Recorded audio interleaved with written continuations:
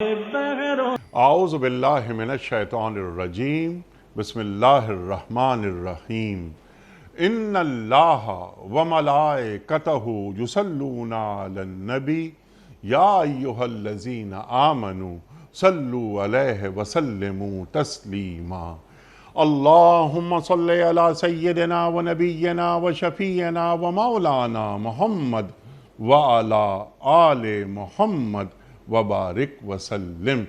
मोहतरम ख़वातीन हज़रात, अस्सलामु अलैकुम। पयाम सुबह के साथ एक बार फिर हाजिर मैं हूँ आपका मेज़बान अनीक अहमद। जुमा और हफ्ता सवाल और जवाब के लिए होता है। पयाम सुबह में आप और हम जानते हैं इन दो दिनों में हम कुरान करीम की मुख्तलिफ़ आयात पर अपने मुअज़्ज़ज़ उलमा से बात नहीं करवाते। हम सिर्फ़ आपके सवालात रखते हैं मुफ्ती साहब की खिदमत में और हासिल करते हैं उनसे कुरान और सुन्नत की रोशनी में अपने लिए रहनुमाई। अल्लाह ताला हमारे उलमा को सलामत रखे। तशरीफ़ लाते हैं और हमें दीन से करीब कर देते हैं।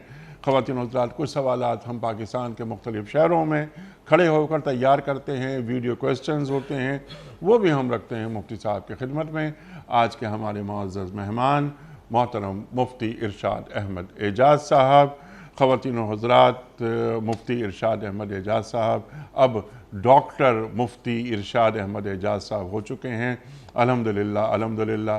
फ़ारिग़ तहसील दारुल उलूम कराची, पयाम सुबह का लाज़मी जुज़ तशरीफ़ लाते हैं और हमेशा हमारी इल्मी कमी को दूर फरमा देते हैं। डॉक्टर मुफ्ती इरशाद साहब को खुश आमदीद कहते हुए प्रोग्राम का आगाज़ अल्लाह ताला के बाबरकत नाम से सूरह मुम्तहिना और आयत नंबर 8।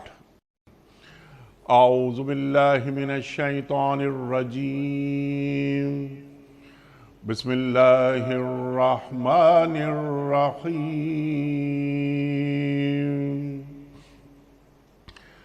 ला यन्हाकुमुल्लाहु अनिल्लज़ीना लम युक़ातिलूकुम फ़िद्दीन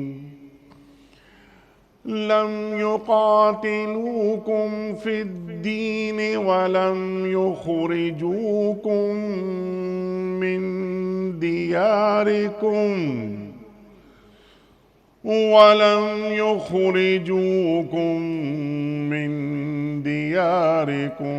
अन तबर्रूहुम व तुक़सितू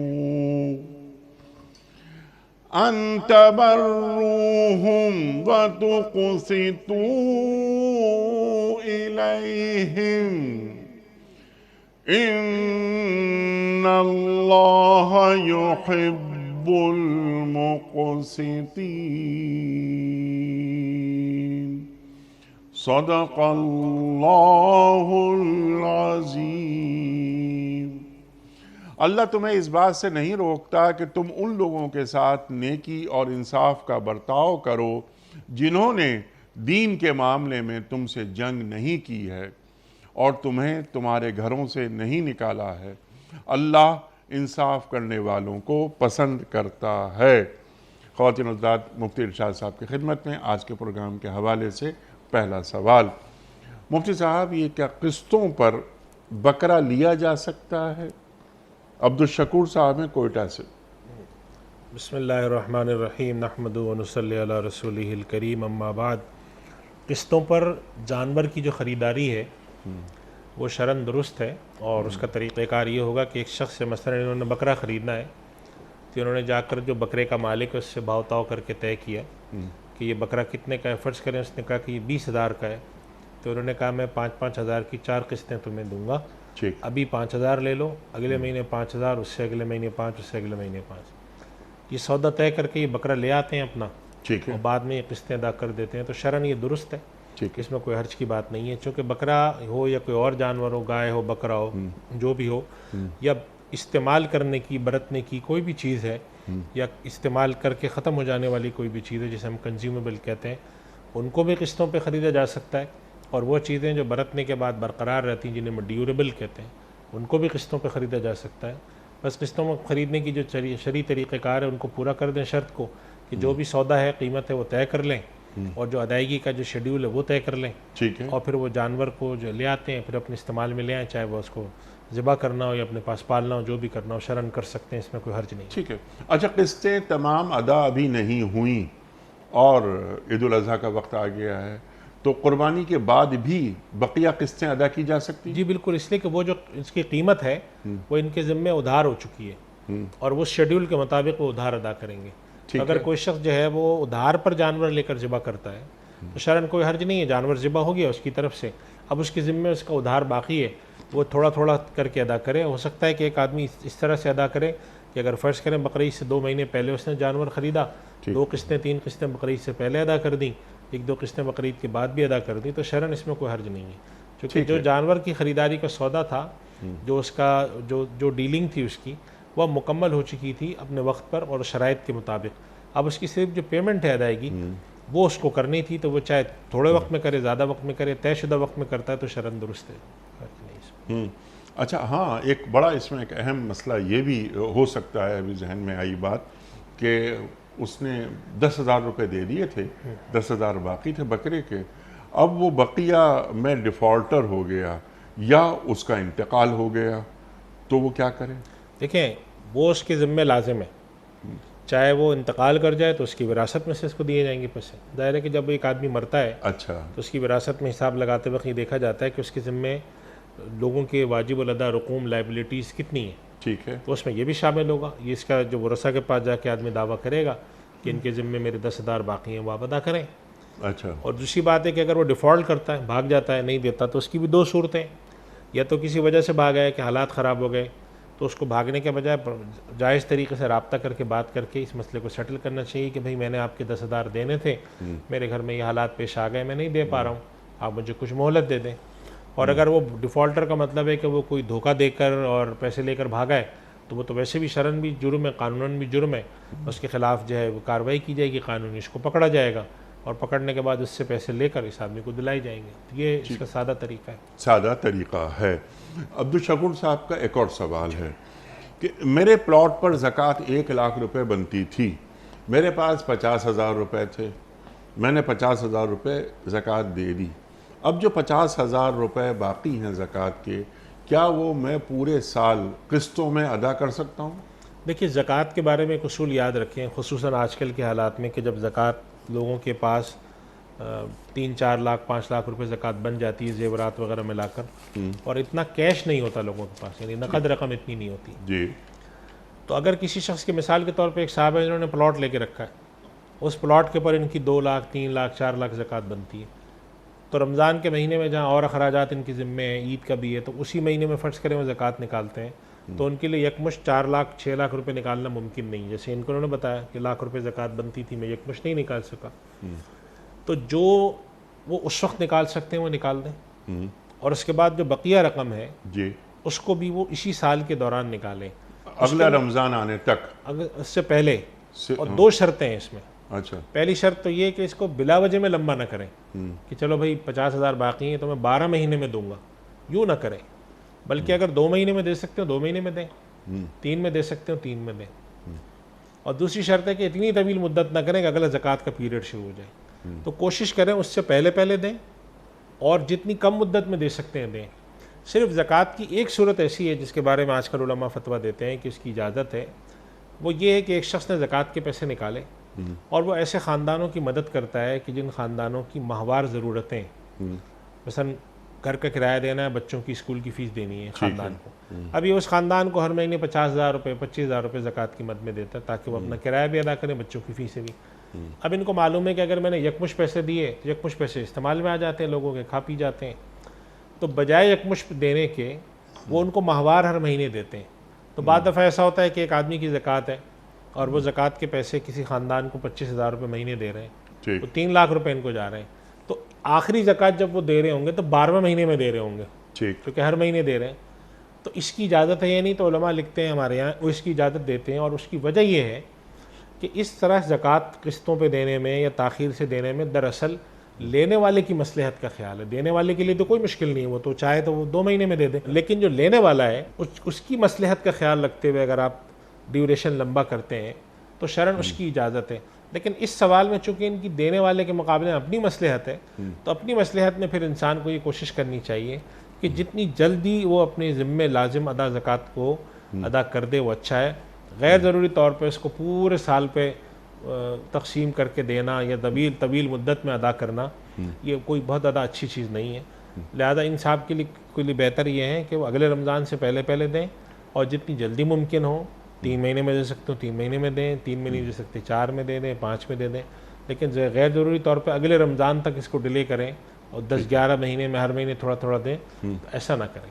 ऐसा ना अगर मुमकिन है तो, अगर मुमकिन ही नहीं, मजबूर हैं, मसलन फ़र्ज़ करें कोरोना की वजह से जॉबलेस हो गए, अब घर के एक प्लॉट रखा हुआ है, अब ज़ाहिर है कि ये तो नहीं मशवरा दिया जाएगा प्लॉट बेचो, अब उनके पास ज़कात देने के लिए पैसे निकालना मुश्किल हो रहे हैं, हर महीने 5,000 निकालना, ज़ाहिर हर महीने 5,000 4,000 निकालेंगे तो साल में 50,000 अदा होंगे, तो फिर वो जो इस्तिताअत है उसके लिहाज से निकालते रहें। ठीक है, सुभान अल्लाह सुभान अल्लाह। डॉक्टर इमराना हुसैन कराची से, सवाल उनका ये है कि मेरे बच्चे अमेरिका में रहते हैं, ईद उल अज़हा पर उनकी जानिब से कुर्बानी यहीं कराची में होती है, फितराना भी कराची ही में हम देते हैं उनके हिस्से का।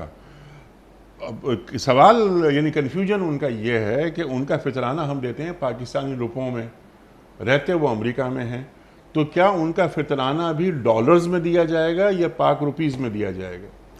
देखिए, फितराना दिया तो किसी भी करेंसी में जा सकता है, यानी फितराना जो है आप चाहें तो कमोडिटी यानी अशिया की शक्ल में दें, अजनास की शक्ल में दें, खजूर दे दें, चावल दे दें, गंदम दे दें, चाहे रुपये की शक्ल में दें, चाहे डॉलर की शक्ल में दें। अहम सवाल ये नहीं है, सवाल अहम ये है कि वो फितराना अमेरिका में रहते हुए देते कितना है।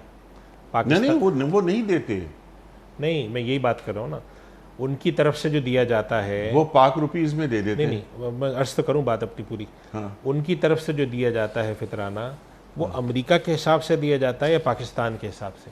फ़र्ज़ करें कि अमेरिका में फितराना इस साल फ़र्ज़ कर लें $5 था, अब जब आप $5 पाकिस्तान में लाते हैं तो पाकिस्तान में फितराना जो कम से कम था वो $150 था, तो जब आप $5 पाकिस्तान में देंगे तो वो $5 तो 150 नहीं है, $5 तो अच्छी खासी रकम बन जाती है पाकिस्तान में। तो अब अगर उन्होंने अपने बेटों की तरफ से फितराना पाकिस्तान में दिया है तो बेहतर ये है कि चाहे वो रुपये में दें चाहे डॉलर में दें, लेकिन अमेरिका के हिसाब से दें। ठीक है, यही सवाल है उनका। हाँ, सवाल उनका ही, उन्होंने ज़रा अल्फाज दूसरे इस्तेमाल किए कि मैं डॉलर में दूँ रुपये में। आपने जो अमेरिका में हिसाब बनता है उस हिसाब के लिहाज से पाकिस्तान में कन्वर्ट करके यहाँ देने। मसलन फ़र्ज़ करें कि अमेरिका में उन्होंने बताया आपके बच्चों ने कि हमारे यहाँ इस साल $5 फ़ी आदमी अनाउंस हुआ है, लिहाजा अगर हम 2 लड़के हैं या 2 उनकी बेटियाँ बेटी हैं तो उनके बने $10। अब $10 वो पाकिस्तान में के लिहाज से तकसीम करें जो तकरीबन $1,500 बनते हैं। ठीक, अगर वो ये करती हैं कि बेटे रहते तो अमेरिका में हैं और पाकिस्तान के एतबार से उनकी तरफ से $150 फितराना दे दिया, तो वो तरीक़ा बाज़ हज़रात इजाज़त देते हैं, लेकिन ज़्यादातर हज़रात की राय ये है कि तरीक़ा मुनासिब नहीं है। जिस शख्स की ज़िम्मे फितराना है तो उसी जगह के हिसाब से वो फितराना भी देगा और उसी जगह के हिसाब से रोज़े का फिदिया भी देगा। रहे तो आदमी वहाँ और फितराना दे पाकिस्तान का, और उसके पीछे जो लॉजिक बयान की जाती है वो ये है, जैसे में फितराने में ये है कि आपने गंदम देनी है अपनी तरफ से, इसी तरह फिदिये में भी ये है कि आप जो तकरीबन चीज़ें अशिया खाते हैं आप वो दें, जो खुद आप इस्तेमाल करते हैं उसको देने का हुक्म है। ठीक, कफ़ारे में भी इसमें भी। अब अगर आप खुद अमेरिका में खाना खाते हैं तो वहाँ पर खाना आपको एक आदमी का $3 $4 $5 में पड़ता है, और वहाँ के उलमा ने हिसाब करके कहा कि जी $5 आप दें, तो फिर मुनासिब ये है कि आप चाहे अपना फितराना पाकिस्तान में तकसीम कराएं, चाहे उनका फितराना सऊदी अरब में जाके दिया जाए या किसी और मुल्क में, उसकी कैलकुलेशन डॉलर में हो कि जी $5 का फितराना था और हमने पाकिस्तान में रहते हुए 2 अपने बच्चों की तरफ से फितराना दिया है $10 और उसकी रकम 1500-1600 बनती है, ज़्यादा वो दी जाएगी। और अगर पाकिस्तानी हिसाब से दिया है तो वो मुनासिब नहीं है, बेहतर ये कि उन्हीं के हिसाब से दिया जाए। पाकिस्तानी हिसाब से तो $150 में फितराना हो जाता है जी, जो कि बहुत ही कम रकम है वहाँ के लिहाज से। बिल्कुल ठीक है। इरफानुल हक साहब का सवाल है आपकी खिदमत में, ज़रा सा हट के सवाल है। मुखातिबत की उन्होंने हमसे, और ये फरमा रहे हैं वो कि आपके प्रोग्रामों में अक्सर दुनिया से बेरग़बती पर जोर दिया जाता है। दुनिया से बेरग़बती किसे कहते हैं? वसाइल रिज़्क़ और वसाइल मईशत की इंसान को अपनी बका के लिए ज़रूरत होती है। तर्क दुनिया और दुनिया से बेरग़बती की तारीफ़ क्या है? अच्छा सवाल है इनका। अच्छा सवाल है और ये समझना भी बड़ा ज़रूरी है। देखिए, तर्क दुनिया या दुनिया से लाताल्लुक़ी की तरगीब इस प्रोग्राम से मैंने नहीं देखी कभी दी जी गई। जी, कभी भी नहीं। ला रुहबानियत फिल इस्लाम, इसलिए कि इस्लाम ने तो रहबानियत को पसंद ही नहीं पसंद ही किया, नहीं तर्क दुनिया इस सब चीज़ों को। बल्कि हमारे यहाँ के प्रोग्राम में तो मईशत पर भी प्रोग्राम होते हैं, तरगीब दी जाती है। अच्छे ताजरों के हवाले से हमने अपने यहाँ प्रोग्राम किए। जी हाँ, फ़र्क असल में क्या है जो समझना है हमें, इस प्रोग्राम के ज़रिए जो पैगाम जाता है वो ये है कि अपने माशी कामों में, माशरती कामों में, सियासी कामों में, दीन, अपने दुनिया के तमाम कामों में जब आप काम अंजाम दे रहे होते हैं तो हर वक्त आपका मतमह नज़र, नस्बुल ऐन, खुदा का तरजीह अव्वल होना हो। हराम और हलाल में फ़र्क आया, आपका मिजाज ये बना हुआ हो कि हराम का सोचना ही नहीं, कि खुदा राज़ी नहीं है। अच्छे बुरे का फ़र्क आया, झूठ सच का फ़र्क आया, आपने कहा नहीं भाई नहीं, वो तो हमने तो खुदा को राज़ी करना है। हमारे दीन की तलकीन क्या है? अगर आप खुलफाए राशिदीन में देखें, हज़रत उस्मान गनी रज़ी अल्लाह ताला अन्हु, हज़रत अबू बकर सिद्दीक़ रज़ी अल्लाह ताला अन्हु दोनों ताजिर थे। जी हाँ, हज़रत अबू बकर सिद्दीक़ रज़ी अल्लाह ताला अन्हु खिलाफत के पहले दिन बाज़ार जा रहे थे ना कपड़े जी बेचने, हाँ। उनको रोका था हज़रत उमर रज़ी अल्लाह ताला ने कि नहीं, अगर आप ये काम करेंगे तो फिर ये कौन देखेगा। अशरा मुबशरा के अंदर दो बड़े हजरात, तीन बड़े हजरात आप देखें, हज़रत अब्दुर्रहमान इब्न औफ, हज़रत उस्मान गनी रज़ी अल्लाह ताला अन्हु आखिर वक्त तक ताजिर थे। जी हाँ, तो हमारा दीन ये तसव्वुर देता है कि खुदा तक तो ताजिर भी पहुँच सकता है, खुदा तक एक हुक्मरान पहुँच सकता है। अर्श के साए के नीचे जो 7 किस्म के लोग हैं, उनके नीचे नबी करीम सल्लल्लाहु अलैहि वसल्लम फरमाते हैं कि वो हुक्मरान है, ऐसा हुक्मरान जो कि आदिल बादशाह हो, ऐसा ताजिर जो कि सदूक हो, सच्चा हो, वो नबियों के साथ होता है। तो हमारे इस पैगाम, हम जो पैगाम देते हैं जो कि दीन का पैगाम है, जी हाँ, कि आप अपने मामलात में खुदा को तरजीह अव्वल बनाएं। कैसे? कि खुदा के हुक्म और नबी के हुक्म के तहत अपनी ज़िंदगी को ढालना है। अल्लाह के नबी फरमाते हैं अगर ये चीज़ गलत है तो वो गलत है। दीन का हुक्म है कि यहाँ पर दीन पर चलो, तो हमें दीन पर चलना है। जब दीन तरजीह सानी बनता है या तरजीह सालिस बनता है या तरजीहात में होता ही नहीं है, जी हाँ, तो फिर ये सारी चीज़ें होती हैं। आप हलाल हराम, आपने कहा जी हलाल हराम क्या है, ये तुम क्या नई नई बातें ले आओ, दुनिया देखो। या ये कि किसी ने आकर कहा भाई क्या तुम ये हलाल हराम की तकसीम करते हो, ये सब कुछ नहीं है, आजकल तो चलता ही बस गलत है। तो हम अपने इस पैगाम, इस हमारे यहाँ जो जितने मुअज़्ज़ज़ उलमा इकराम तशरीफ़ लाते हैं, हमारे साथी हैं, जी वो ये पैगाम देते हैं कि आपका सियासी मामला हो, समाजी मामला हो, माशरती मामला हो, उसके अंदर तरजीह आप खुदा के हुक्म को जानकर ज़िंदगी बसर करने की कोशिश करें। ठीक, तर्क दुनिया छोड़ दें, इसका कोई हुक्म नहीं है। बल्कि अगर आप नबी करीम सल्लल्लाहु अलैहि वसल्लम की तालीम देखें तो आप सल्लल्लाहु अलैहि वसल्लम फरमाते हैं निअमल मालुस सालिह लिर्रजुलिस सालिह, पाकीज़ा माल एक नेक आदमी के लिए क्या खूब चीज़ है। और इसकी तशरीह में लिखा है हमारे यहाँ मुहद्दिसीन ने कि इससे मुराद ये है कि अगर एक आदमी जो कि नेक साले आदमी है, उसके पास पाकीज़ा माल होता है, वो खुदा की राह में खर्च करता है, उससे अपनी आखिरत बनाता है, दुनिया को फ़ायदा पहुँचाता है। जी हाँ, तो हम तो इस बात की हिमायत करते हैं कि बड़े बड़े ताजर, मुसलमानों के पास एंटरप्रेन्योरशिप होनी चाहिए, मुसलमानों में बड़े बड़े ताजर होने चाहिए, ठीक, और मुसलमानों में गुजरे हैं। जी हाँ, लेकिन वो ताजर कैसे हों? वो अल्लाह के एक हुक्म पर। हज़रत उस्मान गनी रज़ी अल्लाह ताला अन्हु का काफ़िला आया कहत के ज़माने में, मदीना मुनव्वरा के सारे ताजिर बाहर पहुँच गए। उन्होंने कहा कि उस्मान हम तुम्हें दुगने पैसे देंगे। तो उन्होंने कहा मेरा सौदा तो ऐसा हो गया कि एक के बदले 10 मिल रहे हैं, जी हाँ, 1 रुपये की चीज़ 10 रुपये में बेच रहा हूँ। उन्होंने कहा ये कौन कर सकता है, रुपए की चीज़ 2 रुपये में, रुपए की चीज़ 3 रुपये में तो कोई बेच भी दे, रुपए की चीज़ 10 में कौन लेगा। तो उन्होंने फरमाया मेरा तो सौदा हो गया है। किससे हुआ है तुम्हारा सौदा? उन्होंने कहा तो मेरा तो अल्लाह से सौदा हुआ। सारे ऊँट तकसीम कर दिए। जी हाँ, अब यहाँ पर आपकी दो चीज़ें समझने की हैं कि यहाँ पर जब एक आदमी दीन के हुक्म पर या अल्लाह के हुक्म पर तरजीह बनाकर फ़ैसला कर रहा है तो उसके दिल में यकीन होता है कि ये मेरा फ़ैसला मेरे लिए दुनिया में भी खैर है, आखिरत में भी खैर है। आखिरत में खैर है ही है अगर मेरी नीयत अच्छी है, दुनिया में भी अल्लाह का वादा है कि मा अनफ़क़्तुम मिन शैइन फ़हुव युख़्लिफ़ुहु, तुम जो भी उसके राह में खर्च करोगे वो उसका बदला देगा। सुभान अल्लाह। तो जब ये फ़िक्र पैदा हो जाती है ना तनीक साहब, फिर माशरे के अंदर भूखे लोग नहीं मिलते आपको। आप बाहर निकलते हैं सदका करने, हर आदमी कहते हैं नहीं मुझे नहीं चाहिए। जी हाँ, और जब ये फ़िक्र नहीं होती, उल्टी फ़िक्र होती है, तो फिर आदमी ये कोशिश करता है कि जहाँ 4 पैसे कमा सकता हूँ वहाँ मैं 10 पैसे कमाऊँ, 10 पैसे कमा सकता हूँ 20 कमाऊँ। ऐसे ऐसे बदअखलाक़ी के मज़ाहिर आप और हम सुनते हैं रोज़ बैठ कर। मेडिकल के अंदर सुन रहे होते हैं, दीन के तबके में सुन रहे होते हैं कि मैं फ़लाँ साहब के पास गया, उन्होंने तावीज़ गंडे के इतने पैसे ले लिए, मैं फ़लाँ डॉक्टर के पास गया, उसने ये कर दिया, फ़लाँ आदमी सरकारी आदमी के पास गया, उसने रिश्वत मांग ली। ये सब चीज़ें क्यों आती हैं?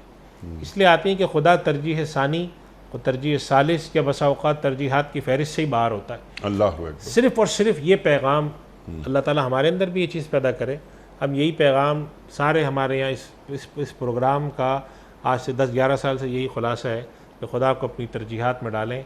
अगर आप हुक्मरान रहें, एक डॉक्टर हैं डॉक्टर रहें, कहीं ये मकसूद नहीं है कि सारे लोग सब कुछ छोड़ दें। अल्लाह ताला कुरान करीम में खुद फरमाता है वमा कानल मुमिनूना लियनफिरू काफ़ा, सारे के सारे मुसलमान तो नहीं निकल सकते। इससे इसकी तशरीह में मुफस्सिरीन ने लिखा है कि सारे के सारे लोग हैं, कोई ताजिर है, कोई इसके अंदर सनतकार होगा, कोई कुछ होगा, कोई कुछ होगा। सारे कामों को खुदा ये नहीं हुक्म देता सब कामों को मुअत्तल करके दर निकलो, लेकिन दीन तरजीह अव्वल हो। जब ज़रूरत पड़ेगी तो ये भी करना पड़ेगा, लेकिन जब ज़रूरत नहीं है तो आपके हलाल हराम के फ़ैसले, आपके हत्ता कि एक कंपनी है उसके इश्तिहारात, एक कंपनी है उसकी फाइनेंसिंग पॉलिसी, एक ख़ानदान का सरबराह है उसके घर के अंदर होने वाले फ़ैसले, बच्चों की तालीम, बच्चों के रिश्ते, हर चीज़ को हम खुदा की तरजीह अव्वल बनाकर। और ये अनीस साहब हमारे यहाँ का मुआशरे का बड़ा अलमिया है कि हमने दीन को खानों में बांटने के नतीजे में ये सोच लिया है कि अगर मैंने दीन पर चलना है तो इसका मतलब है मुझे हर वक्त मस्जिद में बैठना है। अगर मैंने अपने बच्चे को दीन सिखा दिया तो वो किसी काम का नहीं रहेगा।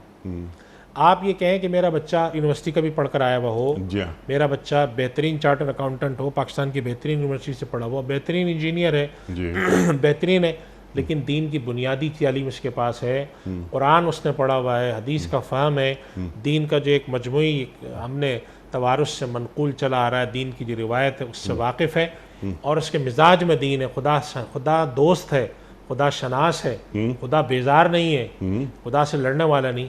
बस ये पैगाम है।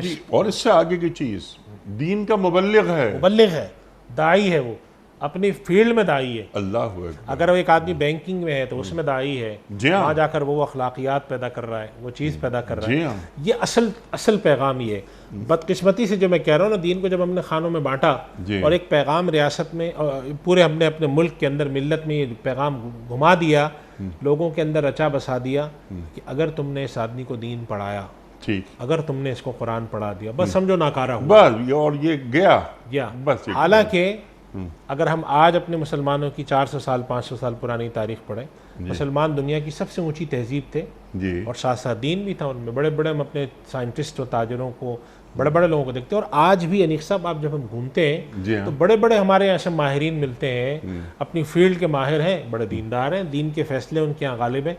हमारा दीन तो यही मांगता है ना कि अल्लाह सुब्हानहू व तआला का जो फैसला है वो ऊपर हो, खुदा शनासी हो, तो एक बहुत बड़ा ताजिर हो, खशियत खुदाबंदी हो, अपने हर मामले में अल्लाह को साथ रखना आता हो, खुदा को तर्क करना, खुदा को पसे पुश डालना, खुदा से बेदारी करने का जो फैशन है जी वो तर्क किया जाए, खुदा शनासी को रिवाज दिया जाए, खुदा दोस्ती को रिवाज दिया जाए, वल्लज़ीना आमनू अशद्दु हुब्बन लिल्लाह को रिवाज दिया जाए। ये असल पैगाम है। अल्लाह ताला हमें भी तौफीक दे। हम तो सिर्फ ज़ाहिर बात करते हैं, अल्लाह करे हमारा अंदर भी ऐसा हो कि खुदा शनासी हमारे में हो, खुदा दोस्ती हो, और खुदा के आगे जब खड़े हों वल्लज़ीना आमनू अशद्दु हुब्बन लिल्लाह। और अल्लाह सुब्हानहू व तआला जो फरमाते हैं ना कि जब उनके सामने कुरान करीम पढ़ा जाता है, अल्लज़ीना इज़ा ज़ुकिरल्लाहु वजिलत क़ुलूबुहुम, अल्लाह का जिक्र किया जाता है तो उनके दिल जो है वो कांप जाते हैं, पारा हो जाते हैं। और वइज़ातुलियत अलैहिम आयातुहु ज़ादतहुम ईमाना, और जब खुदा की निशानियां हैं, आयात पढ़ी जाती हैं तो ईमान में इजाफा हो जाता है। ये मकसूद है। और ऐसा आदमी ताजिर भी होगा, ऐसा आदमी हुक्मरान भी होगा, ऐसा आदमी फौज में भी होगा, ऐसा आदमी जज भी होगा, ऐसा आदमी ब्यूरोक्रेसी में भी होगा। और आज भी हैं अनीस साहब, बड़े बड़े अल्लाह वाले मुस्तजाबुद्दावात लोग हैं, इन सब जगहों पे बैठे हुए हैं, अपने काम भी करते हैं, सब कुछ करते हैं, अपनी बसात में जो कुछ भी है वो करते हैं। ये मकसूद है खुदा और अल्लाह और उसके नबी सल्लल्लाहु अलैहि वसल्लम को ऐसा उम्मती मकसूद है, दुनिया को तर्क करके पहाड़ पे जा बैठने वाला या दुनिया से लाताल्लुक उम्मती मजमूई तौर पे मकसूद नहीं है। बाज़ फितनों के हालात में ऐसी रिवायात मिलती हैं कि नबी करीम सल्लल्लाहु अलैहि वसल्लम ने ऐसी पेशीनगोइयाँ फरमाई हैं कि एक वक्त फितनों का ऐसा भी आएगा कि इंसान के लिए बिलाखिर सबको छोड़ छाड़ के अलग बैठे रहने के अलावा चारा नहीं होगा। वो ज़माना भी आएगा, लेकिन मजमूई तालीम ये नहीं है। नबी करीम सल्लल्लाहु अलैहि वसल्लम की एक हदीस में आता है, एक रिवायत है बल्कि, इसमें आप सल्लल्लाहु अलैहि वसल्लम फरमाया कि वो शख्स जो मुसलमान जो लोगों के साथ मेल जोल रखता हो, उनकी तरफ से आने वाली तकालीफ को बर्दाश्त करता हो, वो उससे बेहतर है जो लोगों से अलग थलग रहे और उनकी तकालीफ बर्दाश्त ना करता हूँ। जी हाँ। लोगों में घुसे रहना, उनके साथ मेल जोल रखना, उनके साथ मुआशरत का बर्ताव रखना, उसमें तकालीफ भी बर्दाश्त करना, लेकिन खुदा के बताए हुए रास्ते पर और उस डगर पर कायम रहना, ये है मकसूद असल में और उम्मती। और हमारे इस प्रोग्राम के ज़रिए ऐसे ही पैगाम किया जाता है। अब इसका अगर कहीं पर कहीं जुमला इस्तेमाल हो गया हो कि दुनिया से को अपना हम थोड़ा सा कम इस्तेमाल करें, तो उससे मुराद यही है कि दुनिया तरजीह अव्वल ना हो, यानी हम अपनी ज़िंदगी का हर फैसला इस बुनियाद पे करें कि दुनिया आ रही नहीं आ रही। तो ये गलत है, ये तो आजकल अखलाकी एतबार से भी गलत है। अगर हम दीन से भी हट जाएं, अगर हम आते हैं तो आज सारी दुनिया में जो बड़े बड़े हमारे जो क्रिटिक्स हैं, जो नाकिदीन हैं, वो मटीरियलिस्टिक लोगों को क्यों बुरा भला लिखते हैं? वो इसीलिए लिखते हैं ना कि भाई मटीरियलिज्म जो है वो तो इंसान अब तजुर्बे से देख चुका है। सिर्फ दीन ही नहीं कहता, अक्ल इंसानी भी ये कहती है, इज्तिमाई दानिश भी, ये जो बिल्कुल मादा परस्ती है, मटीरियलिज्म है। इनके ताल्लुक से क्या अब्दुल दीनार अब्दुल दिरहम कहा बिल्कुल यही है, ताइसा अब्दुल दीनार, हलाकत हो, सत्यानाश हो जाए दिरहम के बंदे का और दीनार के बंदे का। यानी मुराद ये कि उसकी नज़र में हर चीज़ बस दिरहम और दीनार है, ना हलाल की फ़िक्र है ना हराम की। अल्लाह के नबी सल्लल्लाहु अलैहि वसल्लम ने जो क़यामत की निशानियाँ बताई, उसमें से एक यही बात बताई है कि लोगों पर एक वक्त आएगा कि आदमी को इस चीज़ की कोई परवाह नहीं होगी कि उसके पास कहाँ से आ रहा है, क्या आ रहा है, बस आना चाहिए। कभी कभी हम ऐसे हालात देखते हैं ना, लोग कहते हैं छोड़ो, किसी की ज़मीन कब्जा करके पैसे मिलते हैं ले लो, किसी का ये करके मिलते हैं ले लो। लेकिन बात यह है कि ये इस दुनिया तक है। जी हाँ। और इस दुनिया में भी जो आदमी कब्जे वब्जे करता है, मुश्किलात में यहाँ जा रहा है वहाँ जा रहा है, अदालतों का सामना है, गालम गलोच है, लोगों अल्लाह उसे इसी दुनिया में जलील कर देता है। बहुत सी बातें हमारे सामने नहीं आ पाती। उसका अपने घर में क्या मकाम है, खानदान में क्या मकाम है, उसकी बीवी उसे किस निगाह से देखती है, उसके बच्चे कितने सादतमंद हैं, वो हमें नहीं मालूम होती। हाँ, बज़ाहिर लगता है कि बड़ा माल बना लिया उसने, लेकिन दवाम सच ही को है। बिल्कुल। और अल्लाह सुब्हानहू व तआला ने अनीक साहब जगह जगह हमें सिखाया, वमल हयातुद दुनिया इल्ला मताउल गुरूर। ये दुनिया की ज़िंदगी धोखे का सामान है। इससे मुराद ये है कि आज अगर आप किसी की ज़मीन पर कब्जा करके कुछ हराम कमा के अपना सेटअप लगा के खुशी से बैठें, चाहे आप किसी दरिया के किनारे बड़े से फार्म हाउस में बैठे हों, ये कितने दिन की ज़िंदगी है? जी हाँ। हदीस शरीफ में आता है कि जो गरीब लोग हैं वो अमीरों के मुकाबले में जन्नत में 500 साल पहले दाखिल होंगे। आप 500 साल ज़रा सोचे तो सही। अनिक साहब 15-20 साल हम जब अपनी ज़िंदगी बसर करते हैं ऐशो इशरत की, एक आदमी जो है वो 40-45 साल में जाके बहुत बड़ी दौलत कमाता है, 60-70 साल में दुनिया से चला जाता है। तो 30-35 साल की ज़िंदगी का तायुश। और क्या मुफ्ती साहब, ये जो 15-20 साल के बाद दौलत कमाता है, तो क्या इनर सेटिस्फेक्शन वो भी क्या है? मेयार सिर्फ दौलत ही होगी? बिल्कुल। एक अच्छी किताब पढ़ लेना, अपने बच्चे पर मोहब्बत की निगाह डाल लेना, खिदमत खल्क कर देना, खिदमत खल्क करना, लोगों और खिदमत खल्क के जरिए अल्लाह तक पहुंचना, और लोगों की तकालीफ दूर करने में आगे बढ़ना। हदीस शरीफ में आता है कि जो शख्स किसी एक मुसलमान की तकलीफ़ को दूर कर देगा, क़यामत के दिन अल्लाह उसकी तकालीफ में से तकलीफ़ दूर करेगा। जी, ये मिजाज जो है ना, ये है तरजीहात। लड़ाई हो रही है, आदमी ने अपना हक छोड़ दिया, चलो कोई बात नहीं जी, आपस में तनाज़ात को ख़त्म किया, इन्फाक को बढ़ाया, इबादत को बढ़ाया। ये जो मिजाज है ना अनीक साहब, ये मतलूब है और ये मिजाज उम्मत में पैदा होना चाहिए। ये वो शख्स होता है जिसने अपने माशरत में, लोगों के साथ रहने में, अपने कारोबार में, अपनी इनफरादी और इज्तिमाई ज़िंदगी में खुदा का सोचा होता है, आखिरत का सोचा है। तो चलो यहाँ नहीं मिलेगा वहाँ मिलेगा, कोई बात नहीं, यहाँ नहीं वहाँ मिल जाएगा। ये अगर फ़िक्र पैदा होती है ना जी, ये असल मकसूद है। अब हुआ ये कि जो पिछले मज़ाहिब हैं, जैसे कि हमारे यहाँ अल्लाह सुब्हानहू व तआला ने मसीहियत के बारे में कुरान करीम में क्या फरमाया, वरहबानियतन इब्तदऊहा मा कतबनाहा अलैहिम इल्ला इब्तिगा रिज़वानिल्लाह। इन्होंने ये अल्लाह की रज़ा के लिए ही काम शुरू किया था कि चलो तर्क दुनिया करके खुदा तक पहुँचते हैं। लेकिन अल्लाह ताला ने आगे बताया, फमा रअऊहा हक़्क़ रिआयतिहा, इसका वो रियायत हक़ नहीं अदा कर सके, नहीं रख सके। उसकी वजह यह है कि इंसानी तबीयतों पर नहायत सख्त चीज़ थी वो। तो अल्लाह ताला ने तो उम्मत पर बड़ी आसानी कर दी। ताजिर होते हुए तुम नबियों के साथ हो सकते हो, हुक्मरान होते हुए तुम जन्नत के अंदर बगैर हिसाब के दाखिल हो सकते हो, एक जगह मुलाजिम होते हुए तुम उसके साथ दयानतदारी कर सकते हो, अमीर कबीर होते हुए लोगों के साथ खैर ख्वाही करके तुम जन्नत में जा सकते हो, लोगों की तकालीफ दूर करके तुम जन्नत में जा।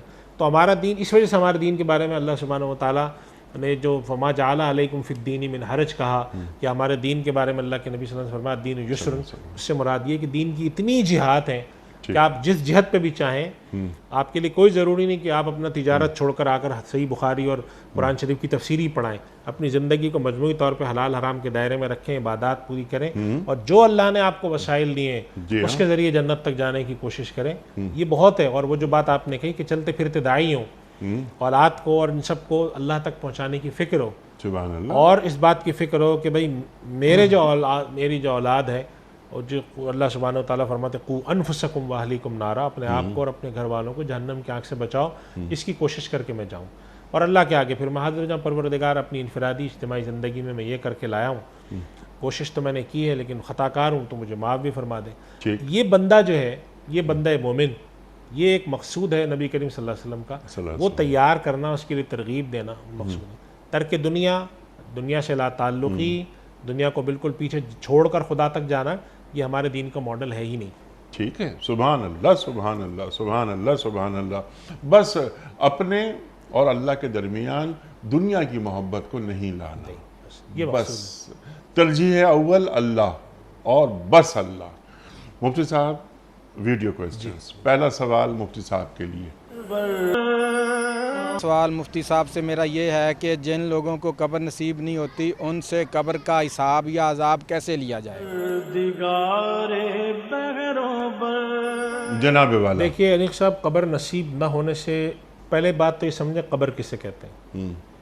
दूसरी बात है कब्र नसीब ना होने से मुराद क्या है। हम लोग ये समझते हैं चूँकि ज़बान और मसाइल के अंदर कि आता भी ऐसे ही कि जब हम किसी को हम गड़ा खोद के दफन कर देते हैं, ये है उसकी कब्र। लेकिन कब्र का मफहूम इससे बड़ा है। जब एक इंसान मरता है तो या तो वो एक गड़े के अंदर बाकायदा दफन किया जाता है, और अगर वो दफन नहीं किया जाएगा तो वो ज़मीन पर किसी न किसी जगह पे होगा। ठीक। मिसाल के तौर पे वो पानी में डूब गया है तो दरिया में होगा, किसी जगह ज़मीन पे पड़ा हुआ है, पहाड़ में गिर गया है तो वहीं पर कहीं दफन होगा, या अगर कोई शख्स है जिसको जला दिया गया है तो उसकी राख किसी शक्ल में होगी। तो एक तो ये बात समझें कि कब्र से मुराद सिर्फ गड्ढे में ही जाना नहीं है। इंसान अपनी किसी जिस्म को जिस हैयत में मौजूद है वो उसके लिए कब्र का मामला है।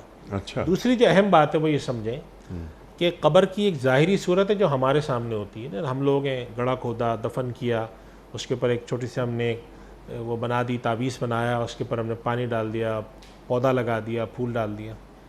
और असल कब्र से मुराद जो है वो ये कब्र नहीं है, ये तो एक ज़ाहिरी शक्ल है हमारे सामने।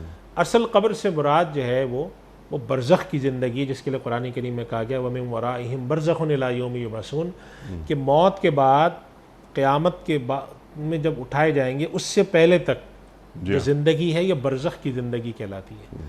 जब हम कब्र कहते हैं असल मुराद इससे ये ज़िंदगी है। कि अज़ाब कब्र से मुराद क्या है? अज़ाब कब्र से मुराद ये नहीं कि सिर्फ गड्ढे में ही हो रहा है, वरना हदीस शरीफ में जो जुमला आता है कि जब कब्र में डाला जाता है और वो नेक आदमी होता है तो उसकी कब्र को कुशादा कर दिया जाता है और जन्नत की खिड़की खोल दी जाती है। अब अगर आप जाकर किसी नेक आदमी की कब्र पर खड़े होकर देखें तो उसकी कब्र तो हमें वैसी की वैसी नज़र आती है, और अगर कुशादा कर दी गई और 10 नेक लोग आपस में बैठे तो कुशादा कब्रें एक दूसरे में घुस जाएंगी। तो उससे मुराद ये समझना है हमें कि ये जो मादी तौर पे गड़ा बना हुआ है ये मुराद नहीं होता। इससे असल मुराद है बरज़ख की ज़िंदगी, जिसमें इंसान मरने के बाद चला गया है। चाहे उसका जिस्म जल जाए, चाहे उसका जिस्म फूल जाए, चाहे उसका जिस्म फट जाए या मट्टी में हो। और फिर मट्टी में भी आप देखें, मट्टी में जब आप दफन करते हैं तो 3-4 साल 5 साल बाद कुछ भी नहीं होता सिवाय हड्डी की पंजर के, और 25-30 साल 40 साल बाद वो भी नहीं रहता। तो फिर इसका मतलब ये हुआ कि एक आदमी है, अगर फ़र्ज़ करें बहुत ज़्यादा अगर वो रह गया तो 100 साल रह जाएगा, उसके बाद ख़त्म है उसकी कब्र। ऐसा नहीं है। मुराद यहाँ कब्र से है वो बरज़ख की ज़िंदगी, वो हयात जिसको हम नहीं समझते। अल्लाह सुब्हानहू व तआला ने इसकी तरफ थोड़ा इशारा शहीदों के बारे में फ़रमाया कि बल अहयाउम वलाकिन ला तशऊरून, कि कब्र के जो लोग शहीद होते हैं वो ज़िंदा होते हैं मगर तुम नहीं समझ सकते। तो अल्लाह ताला ने हमारा जो इल्म महदूद रखा है तो हम दुनिया की ज़िंदगी तो समझ लेते हैं, आखिरत की ज़िंदगी, बरज़ख की ज़िंदगी हमारे समझ से मावरा है। तो अज़ाब कब्र में किए जाने वाले सवाल, उनसे मुराद वो उस हयात के अंदर वो जो बरज़ख की ज़िंदगी आपकी शुरू हो गई है इला यौम युबअसून तक, जब तक कि क़यामत में उठाए जाएँ, उसके अंदर पेश आने वाले हवाल हैं। उसके अंदर इंसान के साथ बाज़ दफ़ा अजर सवाब भी मिलता है, बाज़ दफ़ा अज़ाब भी होता है। जैसे कुरान करीम में आले फ़िरौन के बारे में कहा गया है अन्नारु युरज़ून अलैहा गुदुव्वन व अशिय्या, कि अल्लाह ताला की तरफ से अज़ाब के तौर पे सुबह शाम उनके पर जहन्नम की आग को पेश किया जाता है। अब वो क्या सूरत होती है, अल्लाह सुब्हानहू व तआला ने इसके बारे में और कुरान में हदीस में कोई बात ज़्यादा वाज़ेह नहीं है, ठीक है, और वो इंसानी अक्ल के मावरा भी मालूम होती है। ठीक है। तो उस ज़िंदगी के अंदर जब हम जाएंगे, वहीं पर सवाल है, वहीं पर अजाब है, वहीं पर अगर कोई हमें जैसे जज़ा के बारे में बाद रिवायत आता है वहीं पर है, वो मुराद है। तो अगर कोई शख्स की खबर नहीं बनी है तो कम से कम उसकी बरज़खी ज़िंदगी तो शुरू हो जाती है, वो जिस शक्ल में भी हो, वो चाहे वो कब्र के अंदर लेटा हो। ये बात ज़रूर है कि बाज़ दफ़ा अल्लाह सुब्हानहू व तआला की तरफ से किसी शख्स के साथ नेकी में, तकरीम में ऐसा भी होता है कि उसकी जो ज़ाहिरी कब्र है उसके अंदर भी उसको महफूज रखा जाता है। जैसे बाज़ शुहदा के बारे में आता है, बाज़ क्या आता है कि उनके जिस्म भी कब्र में महफूज होते हैं। ये इसी तरीके से बाद दफ़ा एक शख्स किसी ऐसे इलाके में मर जाता है, जैसे ये हमारे यहाँ ये जो बर्फ़ानी पहाड़ों पे बाद दफ़ा लोग अंदर मर जाते हैं, पहाड़ की चोटियाँ सर करते हुए, तो उनकी मैयत बसा औक़ात 25-25 साल बाद निकली, बिल्कुल महफूज होती है, चूँकि वो बर्फ़ के अंदर बैठे हुए हैं तो वहाँ पर रिज़र्व हो गए। तो ऐसा नहीं है कि इंसान का जिस्म अगर ख़त्म हो गया या इंसान का जिस्म जल गया या इंसान का जिस्म गुम हो गया तो उसकी बरज़ख की ज़िंदगी नहीं है। बरज़ख की ज़िंदगी उसकी भी है, चाहे उसका जिस्म किसी ख़ास वजह से महफूज है। जैसे फ़िरौन है, फ़िरौन की जो मम्मियाँ निकली हैं मिस्र के अंदर, वो 2-2, 3-3, 4-4 हज़ार साल पुरानी है। और अल्लाह सुब्हानहू व तआला ने कुरान करीम में फरमाया था, हज़रत मूसा अलैहिस्सलाम ने जब उसके लिए बद्दुआ की थी तो अल्लाह सुब्हानहू व तआला ने उसके लिए फरमाया था, फ़ल-यौम नुनज्जीक बिबदनिक लितकूना लिमन खल्फ़क आया, हम तेरे जिस्म को आने वालों के लिए निशानी बना के रखेंगे। तो आज तक वो निशानी बना हुआ है, तो आज तक उसका जिस्म बरकरार है। उसकी जो बरज़ख की ज़िंदगी है वो चल रही है, उसके अंदर उसको अज़ाब भी होता है, उस पर जहन्नम की आग भी पेश की जाती है, लेकिन कैसे, इसका इदराक हमारी अक़लें नहीं कर सकती। ठीक है। अच्छा मुफ्ती साहब, ये जो अम्बिया की जो बॉडीज़ होती हैं ये भी महफूज रहती हैं? जी, बाद रिवायत में आता है कि अम्बिया किराम के बारे में हयात का भी आता है कि अम्बिया अपने कब्र में हयात होते हैं। इस पर भी हमारे यहाँ मुफस्सिरीन ने और जो असरार शरीयत के माहिरीन उन्होंने लिखा है कि इससे मुराद ज़िंदगी से क्या है। तो एक बात पर तो सबका इत्तेफाक है कि ये जो दुनिया में हम ऊपर ज़िंदगी में चलते फिरते हैं, ये ज़िंदगी तो मुराद नहीं है, क्योंकि ज़िंदगी के तकाज़े ही अलग हैं। इसमें खाना भी है, पीना भी है, बूढ़ा भी होना है, रहना भी। बरज़ख की ज़िंदगी में सबसे ज़्यादा जो कवी हयात है वो अम्बिया की होती है। फिर अम्बिया के बारे में आया, बाद रिवायत में आता है कि हज़रत मूसा अलैहिस्सलाम को कब्र में नमाज़ पढ़ते हुए पाया गया, या ये कि अम्बिया किराम जो है, नबी करीम सल्लल्लाहु अलैहि वसल्लम ने अपने बारे में फरमाया कि मुझ पर सलाम पेश किया जाता है। बाद रिवायत में आता है कि आप सल्लल्लाहु अलैहि वसल्लम की रूह आपके पास लौटा दी जाती है। तो अम्बिया की जो हयात बरज़खी है वो आम लोगों के मुकाबले में ज़्यादा कवी होती है, मुख्तलिफ होती है। लेकिन असल बात यह है, जितने भी हमारे यहाँ मुफस्सिरीन और इस मौज़ूआत पर लिखने वाले बड़े जलील क़द्र उलमा हैं, उन्होंने ये बात वाज़ेह तौर पे लिखी है कि शरीयत में, कुरान और हदीस में बरज़ख की ज़िंदगी और आखिरत की ज़िंदगी, बरज़ख के बारे में तो और भी कम है, और आखिरत की ज़िंदगी के बारे में इशारे किनाए तो मिलते हैं, लेकिन तफसील क्या है वो नहीं मिलती। अच्छा। और गालिबन उसकी वजह यह है, जो एक हदीस में आती है कि नबी करीम सल्लल्लाहु अलैहि वसल्लम फरमाते हैं कि वैसी नेमतें होंगी कि माला आइन रात, न इंसानी आँखों ने देखी हैं, न इंसानी कानों ने सुनी है, वला ख़तर अला क़ल्बि बशर, न कभी इंसानी वहम व गुमान में वो चीज़ आई है। इंसान की जो अक़ल है, उसका इल्म है, वो महदूद है, तो इस वजह से उसके वहम व गुमान में बरज़ख की और क़यामत की तफसीलात आ नहीं, क़यामत के दिन की और जन्नत की तफसीलात और जहन्नम की तफसीलात आ नहीं सकती, इसलिए बड़ी मुख्तसर बयान की गई है। बरज़ख की तो बहुत ही कम है। जहन्नम के बारे में जैसे आ गया कि दारोग़ जहन्नम होगा और बड़े बड़े सुतून होंगे, जैसे सूरह हुमज़ा में फरमाया गया, तो उसमें तो कुछ इशारे मिल जाते हैं कि वहाँ अज़ाब की कैफियत क्या होगी। और जन्नत के बारे में फरमाया इसमें महल होंगे, ये होंगे, उसमें भी कुछ समझ में आता है। बरज़ख के बारे में खामोशी है, हयात क़बूर के बारे में, लेकिन इशारे किनाए से और हदीस से और बहुत से मालूम होता है कि ये बाकायदा ज़िंदगी है। कुरान में तो वाज़ेह फरमाया गया, वमिन वराइहिम बरज़खुन इला यौमि यबअसून, वो एक ज़िंदगी है, वहाँ पर अज़ाब भी है, वहाँ पर मुनकर नकीर आकर सवाल भी पूछेंगे, और वहाँ पे नेमतें भी ब्याज दी जाएंगी, सवाब भी है। और वहाँ पे तो ये भी आता है कि वो क़यामत के उसमें कब्र में शफ़ाअत भी करेगा, कुरान करीम भी करेगा, तो वो उसके बारे में खामोशी है। तो कब्र जब हम बोलते हैं कि हमें अज़ाब कब्र होगा, कब्र में सवाल होगा, तो असलन वहाँ पे मुराद ये गढ़ा नहीं है, बरज़खी ज़िंदगी है। बस ये बात समझ। सुभान अल्लाह, सुभान अल्लाह। मुफ्ती साहब की खिदमत में अगला सवाल। मेरा सवाल ये है कि कुछ लोग कहते हैं कि इशा की अज़ान सुने बगैर अगर हम सो जाएं तो जब नमाज के लिए उठें तो आप इशा की नमाज़ के साथ तहज्जुद की नमाज़ भी पढ़ सकते हैं, तो क्या ऐसा करना सही है? और इस्लाम की रूह से तहज्जुद का क्या सही वक्त है वो? देखिए, तहज्जुद के बारे में हमें दो बातें समझ लेनी चाहिए कि इशा का वक्त जब शुरू होता है, इशा का वक्त शुरू होता है यानी रात शुरू होती है मगरिब से और रात ख़त्म होती है जाके फजर के शुरू होने पर। यह है पूरी रात। ठीक। इस रात के शुरू होने के बाद जब कुछ पहर गुजर जाए तो इशा का वक्त शुरू हो जाता है। जैसे हम कहते हैं कि मगरिब जो है अंधेरा नज़र आना शुरू हो जाए, शफ़क़ अहमर वगैरह की जो तफसीलात हैं, जब इशा का वक्त शुरू हो जाए उस वक्त से लेकर और फजर का वक्त शुरू होने तक, जिसे हम सहरी का वक्त ख़त्म होना कहते हैं, उस वक्त तक ये जो दौरानिया है ये इशा की नमाज का भी वक्त है और तहज्जुद का भी वक्त है। ये बात हमें जहन में रखनी चाहिए। अलबत्ता तहज्जुद का जो अफजल वक्त है वो आखिरी वक्त है, आखिरी पहर है। ठीक। और आम तौर पे ये बात समझी जाती है कि इंसान चूँकि सो जाता है नमाज़ पढ़ के इशा की, और हमारे यहाँ ज़रा शहर में देर से सोने लगे, आमतौर पे 9-10 बजे लोग सो जाया करते थे, तो इंसान एक नींद लेने के बाद जब फजर के लिए उठ रहा होता है तो उससे थोड़ा पहले उठे और जब फजर का वक्त शुरू होने में कुछ वक्त हो उस वक्त अगर वह नवाफिल अदा करता है तो ये सबसे बेहतर वक्त है। कुरान करीम में फरमाया इन्ना नाशियतल लैली यशद्दु वतअन व अक़वमु क़ीला, बोझ भी होता है लेकिन चीज़ होती है, ये फ़ायदेमंद होती है। ये तहज्जुद की सबसे अफजल शक्ल है कि इंसान आखिरी वक्त में जाकर तहज्जुद पढ़े, और आखिरी वक्त में पढ़ने के लिए यानी कि फजर का वक्त शुरू होने से पहले पढ़ने के लिए ज़ाहिर है थोड़ा सोएगा भी वो, इसलिए ये बात कही जाती है कि सोने के बाद उठकर पढ़ना। हालांकि तहज्जुद के लिए सोना शर्त नहीं है, लेकिन वो एक तभी बात है कि जब एक आदमी रात के आखिरी पहर में तहज्जुद पढ़ेगा जाके फजर से कुछ पहले उठकर, तो यकीनन वो पूरी रात तो नहीं जागा होगा, सो ही जाएगा वो। ठीक है। दूसरी सूरत ये है कि इंसान जब अपने दिन के काम से फारिग होकर निमटा लेने के बाद, जैसे मसलन इशा पढ़ी, इशा के बाद जैसे बसा औक़ात इशा के बाद खाना खाते हैं लोग, सर्दियों में इशा के बाद खाते हैं आमतौर पे, खाना वगैरह खा के अब सोने का वक्त करीब है उसका कि रात को 11 बजे सो रहा है वो, तो उस वक्त सोने से पहले जब वो आखिरी वक्त में लोग जाते हैं वॉशरूम वगैरह टूथपेस्ट करते हैं, तो उसके लिए लोग मशवरा देते हैं हमारे यहाँ कि आप वज़ू करके आ जाएँ और सोने से पहले 2-2 रकात करके 4 या 6 नफिल पढ़ लें। तो ये भी तहज्जुद की एक शक्ल है। ठीक। और ये पहले वाली तहज्जुद के मुकाबले में दूसरा दर्जा इसका है, इसलिए कि इसको पढ़ने में भी काफ़ी रात हो चुकी है। रात के तकरीबन कोई 1.5-2 पहर गुजर चुके हैं और आधी रात गुजर चुकी होती है 11-12 बजे के करीब। तो अगर उस वक्त एक आदमी 4 रकात।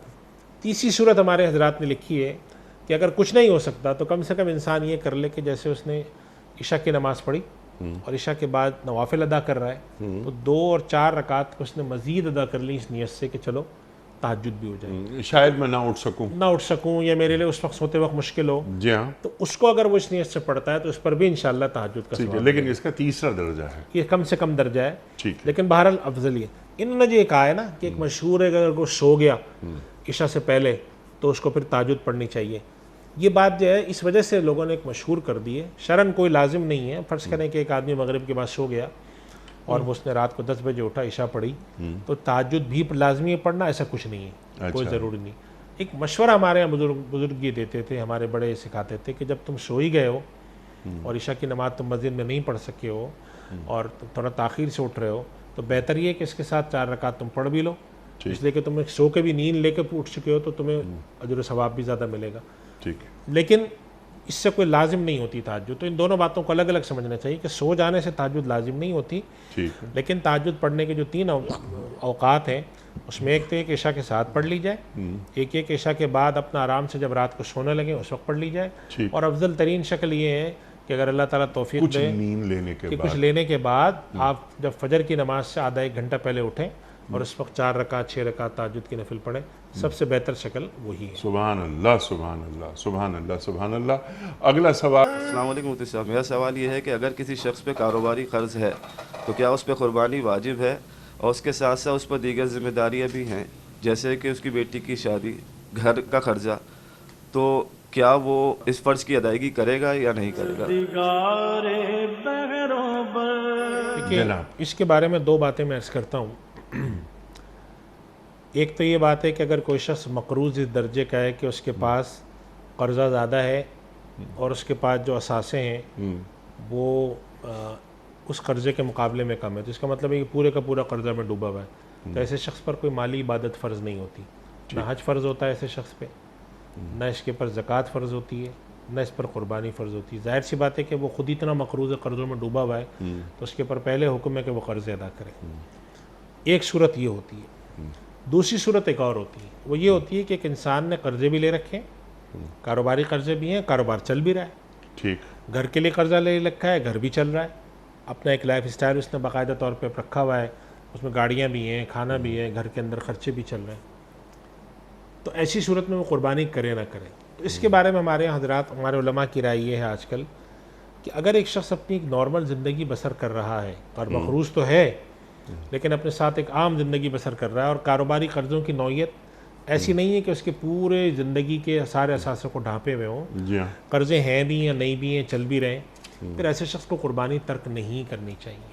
ठीक, और आजकल के हालात में तो बिल्कुल नहीं करनी चाहिए। उसकी वजह ये है कि आजकल के हालात में आप कराची शहर जैसे शहर में भी 15,000 रुपये में आप अपनी फ़र्ज कुर्बानी को निपटा सकते हैं, ठीक है, एक हिस्सा डाल सकते हैं। तो अब अगर एक आदमी है वो अपनी ज़िंदगी भर के रोज़मर्रा के पेट्रोल पर भी खर्च कर रहा है, खा पी भी रहा है, सब कुछ कर रहा है, और सिर्फ कुर्बानी पर आके ये मसला पूछता है, तो इसको लम्हा पसंद नहीं करते। कहते हैं देखें, अगर आपकी एक लाइफ स्टाइल है, ठीक, कर्ज़े आप की वो कैफियत नहीं है कि पहले वाली हो कि आपके सारे मकरूज़ हैं और लोग सर पे खड़े में आकर, तो फिर आपको कुर्बानी छोड़नी नहीं चाहिए। मैं इसके ऊपर पहले भी एक मरतबा एक प्रोग्राम में मैंने बात अर्ज़ की थी कि हमारे यहाँ दारुल देवबंद के शेखुल हदीस थे, बड़े जलीलुल क़द्र हस्ती थे, हज़रत मौलाना सैयद हुसैन अहमद मदनी रहमतुल्लाह अलैह, बड़े मशहूर आदमी थे। उनसे किसी ने एक मसला पूछा कि हज़रत कुर्बानी जो है मेरे ये हालात में कुर्बानी छोड़ सकता हूँ? तो उन्होंने फरमाया, मियाँ बात हम पर कुर्बानी कभी फ़र्ज़ नहीं हुई और हमने कुर्बानी कभी छोड़ी नहीं। तो वो ये कहते थे कि कुर्बानी में एक इबादत की जो माना है, और ख़ुसूसन हज़रत इब्राहीम अलैहिस्सलाम जैसे जलीलुल क़द्र नबी की सुन्नत की, तो हमारी तबीयत इस पर आमादा नहीं होती कि हम इसको छोड़ें। अल्लाहु अकबर। और जब हम 50 अपनी ज़रूरतों के लिए कर्ज़े लेते हैं, हम इसके लिए भी लेंगे। और बाकी ये कि मसले मसाइल जो है ना, वो तुम हमें मत बताओ। यानी बात ये थी कि ठीक है, ऐसा हुक्म नहीं है दीन में कि आप कर्जा लेके कुर्बानी करें, लेकिन वो कहते थे जब हम अपनी दुनियावी ज़रूरतों के लिए कर्जा हर काम चल रहा है, तो फिर हम यही क्यों कुर्बानी के वक्त ही याद आई ये बात, ये क्यों इसको छोड़ देते हैं। तो ये नहीं करना चाहिए। अगर आपके हालात बहुत ज़्यादा दिगरगुए, हालात ख़राब हैं, नहीं कर सकते तो ठीक है, लेकिन अगर मैनेज कर सकते हैं तो आपने कहा भाई देखो हम बड़ी कुर्बानी नहीं करते, छोटी करें। और तो और अनीस साहब, अब तो पाकिस्तान के जो दूर दराज के शहर हैं, उनकी कुर्बानी के लिए पाकिस्तान के बड़े शहरों में लोग बैठे हैं, मसलन कराची में हैं, इस्लामाबाद में, लाहौर में भी होंगे, कि वो यहाँ आपसे पैसे लेते हैं और वो दूर दराज अंदरून मुल्क कुर्बानी करा देते हैं। कुछ लोग गिलगित में, कुछ चित्राल में, और अंदरून सिंध या अंदरून पंजाब, दूर दराज, वहाँ पर जानवर निस्बतन और सस्ता मिल जाता है। वो कहते हैं कि अगर फ़र्ज़ करें कि एक जानवर है जिसका हिस्सा कराची में 15,000 का पड़ रहा है, तो हमारे यहाँ 8,000 में पड़ जाएगा। तो अगर ये नौयत हो तो इंसान कहे भाई कम से कम मुझ पर अल्लाह के एक इबादत की दर्जे में फर्ज़ है, मैं ऐसे अदा कर दूँ। तो इस वजह से मशवरा मेरा ये है कि अगर कहीं पर इस तरह की गुंजाइश निकलती हो, तो अल्लाह से ताल्लुक़ और मोहब्बत के नतीजे में आपको चाहिए कि इस इबादत को तर्क न करें, सुभान अल्लाह, कोशिश करें, अल्लाह। और इसके लिए बढ़ बढ़ कर आप वफ़ी ज़ालिका फ़ल्यतनाफ़सिल मुतनाफ़िसून, एक दूसरे पर सबकत ले जाने वालों को चाहिए कि वो इन चीज़ों में सबकत ले जाए। तो ये दो पहलू हैं। गुंजाइश बाद सूरतों में निकलती है और बाद सूरतों में अफजल ये कि इंसान कोशिश करके कुर्बानी करे। सुभान अल्लाह, सुभान अल्लाह। मुफ्ती साहब आपका बड़ा शुक्रगुजार, बड़ा ममनून आप तशरीफ़ लाए। ख़वातीन हज़रात, ये जुम्मा और हफ्ता 2 दिन सवाल जवाब के लिए होते हैं। आप और हम जानते हैं मुअज़्ज़ज़ मुफ्ती साहब तशरीफ़ लाते हैं और हमारे और आपके पूछे गए सवालात के जवाबात कुरान और सुन्नत की रोशनी में अता फरमाते हैं। अल्लाह हमारे उलमा को सलामत रखे। कन्फ्यूजन्स, इबहाम सब दूर हो जाते हैं। ख़ास तौर पे हमारे यूथ, बाज़ औक़ात हमारे नौजवान परेशानियां होती हैं, उन्हें उनके जहनों में कई पेचीदगियां होती हैं, सवालात लिए घूमते रहते हैं। सवालात वो रखते हैं, मुफ्ती साहब जवाबात अता फरमाते हैं और हल मिल जाता है हमें अपने मसाइल का। हमारे दीन के पास अनफुस व आफाक के हर मसले का हल मौजूद है। वक्त मुकम्मल हुआ हमारे आज के प्रोग्राम का। आप और हम जानते हैं कि क़याम सुबह का इख्तिताम होता है रोज़ाना एक कौल पर, और वो कौल होता है साहिब नहजुल बलागा अमीरुल मोमिनीन हज़रत अली मुर्तज़ा करमल्लाहु वजहू का। आप फरमाते हैं कि अगर तुम्हें फ़ख्र ही करना है तो पाकीज़गी अखलाक पर फ़ख्र व नाज करो। अगर तुम्हें फ़ख्र ही करना है तो पाकीज़गी अखलाक पर फ़ख्र व नाज करो। अपने मेज़बान अनीक अहमद को कल तक के लिए इजाज़त दीजिए। खुदा हाफ़िज़।